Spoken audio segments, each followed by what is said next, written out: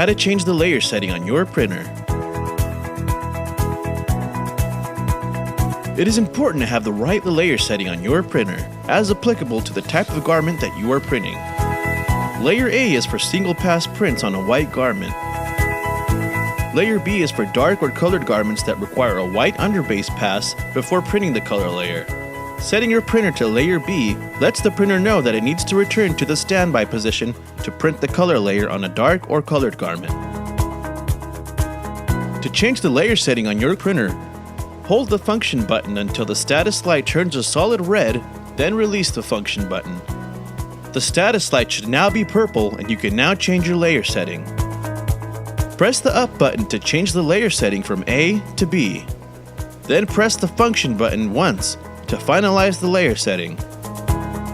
Refrain from using the C and D layer settings.